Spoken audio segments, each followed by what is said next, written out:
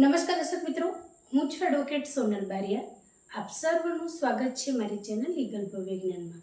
દર્શક મિત્રો, એક મિત્રનો પ્રશ્ન છે કે અમારા ગામની જે જમીન છે તેની અંદર પોત ખરાબો હતો. તો જે ખરાબાની જમીન હતી તેની બાજુની અંદર એક ખેતર હતું. તો જે વ્યક્તિ છે તેને એ જે ખરાબાની જમીન છે એ વર્ષ 2016ની અંદર એની 7/12ની અંદર એને એન્ટ્રી કરાવી દીધી. તો ત્યાં ગાડીથી જે રસ્તો હતો એ 2016થી બંધ કરી દેવામાં આવેલો છે. તો ગામજનોએ જે તે જમીનની અંદર રસ્તો હતો તેની માટે એમને કેસ કરેલો અને કોર્ટની અંદરથી તેમને જે ચુકાદો આપવામાં આવ્યો છે તેની અંદર હુકમ પણ કરવામાં આવ્યો છે કે જે રસ્તો હતો એ રાબેતા મુજબ ફરી ચાલુ કરવામાં આવે. પરંતુ જે વ્યક્તિ છે એ જે ખરાબાની જમીન છે તેને 7/12ની અંદર એને કવર કરી લીધી છે, એટલા માટે એ રસ્તો પાડવાની ના પાડે છે. તો હવે અમે આગળ શું કાર્યવાહી કરી શકીએ? તો દર્શક મિત્રો, ચાલો આજે આપણે આના વિશે સંપૂર્ણ માહિતી મેળવીએ અને જે પ્રશ્ન છે તેનો વિડીયોના માધ્યમથી જવાબ પણ મેળવીએ. તો દર્શક મિત્રો, જો ખરાબાની જમીન હોય તો ખરાબો બે પ્રકારનો હોય છે. એક છે તે ખરાબો નંબર 1 એટલે કે જેને આપણે એ પણ કહી શકીએ, અને બી એટલે કે બ પ્રકારનો ખરાબો. હવે આ જે ખરાબો છે એ ખરાબાની અંદર દર્શક મિત્રો, આ અ અને બ એનું કહેવાનો અર્થ મારો એ છે કે જો અ પ્રકારનો ખરાબો હોય તો એવા જે ખરાબો છે તેની અંદર દર્શક મિત્રો જે તે વ્યક્તિના ધારો કે એને 7/12ની જે ખેતીની જમીન છે તેની અંદર પણ જો એ ખરાબો બોલતો હોય, પરંતુ તે જાહેર હિત માટે તેનો ઉપયોગ થતો હોય, તો જો એ રસ્તો વર્ષોથી ત્યાં આગળ હોય તો કોઈ વ્યક્તિની માલિકીની જે ખેતીની જમીન છે તેની અંદર એ ખરાબો હોય ને તેની અંદરથી જો લોકોની અવર જવર થતી હોય તો એવો જે ખરાબો છે તેવા ખરાબાને દર્શક મિત્રો એ ભલે માલિકી હક ધરાવતો જે પણ ખેડૂત મિત્ર હોય તેમ છતાં પણ એ રસ્તો એ જાહેર હિત માટે હોય તો પછી એટલો જે રસ્તા પૂરતો જે ભાગ છે કે જે જમીન છે જે ખરાબો છે એ વ્યક્તિએ છોડવો પડે અને જે તે વ્યક્તિ છે તેની માટે એમને એ જે રસ્તાની અવર જવર છે એ બંધ કરી શકે નહીં. જ્યારે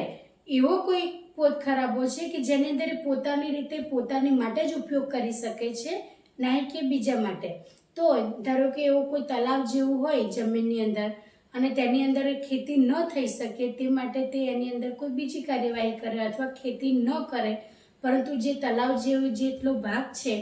એટલો ખરાબાની જે જમીન છે તો એની અંદર સંગ્રહિત જે પાણી હોય એ પાણીનો ઉપયોગ એ પોતાની ખેતી માટે ઉપયોગ કરતા હોય તો એવો જે ખરાબો છે તે જાહેર હિત માટે નથી હોતો. તો એવા ખરાબાની જમીન છે તો જે માલિકના 7/12ની અંદર એનો ઉલ્લેખ હોય એ ખરાબો એ જ માલિકનો ગણાય છે.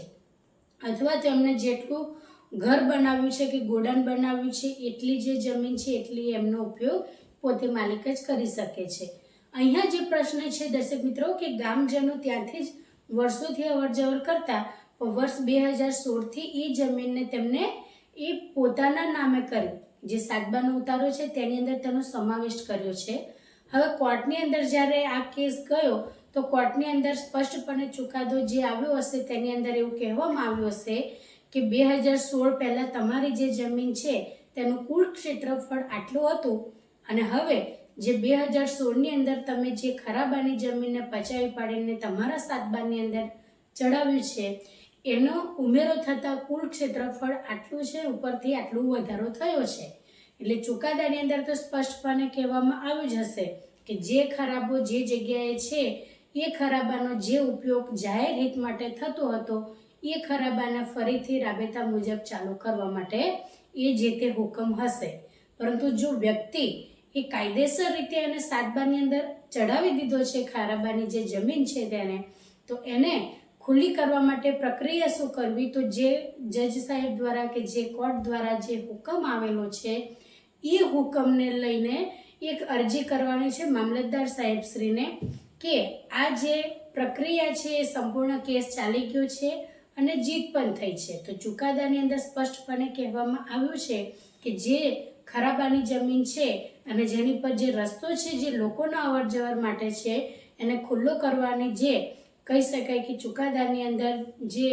સંદેશો આવ્યો હોય એ પ્રમાણે આ જે જગ્યા છે એને ખુલ્લી કરવાની જવાબદારી પછી કલેક્ટર શ્રી સમક્ષ પણ તમે અરજી દ્વારા કરી શકો છો. અથવા તો એ જે જમીન છે જો એની અંદર ખેતી કરતા હોય તો એ ખેતી ન કરવા માટેનો પણ તમે જે ફાઇનલી ચુકાદો કોર્ટનો આવી ગયો છે તેમ છતાં પણ જો એ જે તે વ્યક્તિ છે જે માલિકી હક ધરાવે છે એ વ્યક્તિ ન માનતા હોય તો તેમની ઉપર જે સ્ટે આવ્યો છે કે જે ચુકાદો આવ્યો છે એના વિરુદ્ધમાં કામ કરવા માટે જે એના વિરુદ્ધમાં કાર્યવાહી કરવા માટે તેઓને પણ જે કાનૂની રીતે જે પણ પ્રક્રિયા છે પ્રક્રિયા દ્વારા લીગલ એક્શન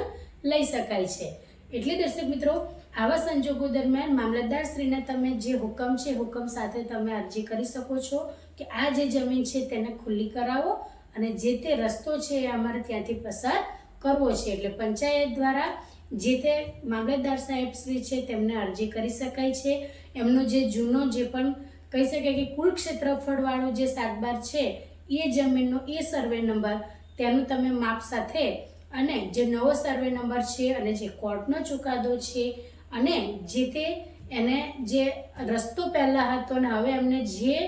2016ની અંદર એ જે ખરાબો છે તેની નોંધ એમને પાડી છે અને એને સર્વે નંબરની અંદર જ્યારે એકત્રિત કરી લેવામાં આવ્યો છે તો જે નોંધથી એ જે ખરાબાની જમીન છે એને નામે કરવામાં આવી એને જ્યારે 7/12ની અંદર ઉમેરી લેવામાં આવી એ નોંધને ગામ નમૂના નંબર 6માંથી હકપત્રકમાંથી એને શોધીને એ જે નોંધ છે એ નોંધ સાથે તમે અરજી કરો કે આ નોંધથી આ જે જમીન છે તેને એકત્રીકરણ કરી લેવામાં આવેલું છે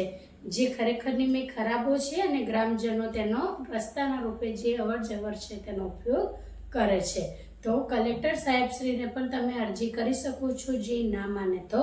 અને મામલતદાર સાહેબશ્રીને પણ કરી શકો છો. તો કલેક્ટર સાહેબશ્રી અથવા મામલતદાર સાહેબશ્રી દ્વારા જે તે હુકમ કરવામાં આવશે અને એની ઉપર લીગલ એક્શન લેવામાં આવશે અને કલેક્ટરશ્રી દ્વારા જે તે વ્યક્તિ છે જે અધિકારી છે તેમને મોકલીને એટલો જે પણ ભાગ છે જે ખેતીની જમીનની અંદર એમને ખરાબાનો જે જમીન છે એને એકત્રીકરણ કરી લીધેલ છે એટલી જમીનને એ છૂટી કરીને અને પછી એ જે તે રાબેતા મુજબ રસ્તો પસાર કરી આપશે. તો દર્શક મિત્રો આ જ રીતના ઇન્ફોર્મેટિવ વિડીયો હું મારા ચેનલના માધ્યમથી તમારી સમક્ષ રજૂ કરતી રહું છું. જો તમને વિડીયો સારો લાગ્યો હોય તો તેને લાઈક કરજો, શેર કરજો અને ચેનલને સબસ્ક્રાઈબ કરજો.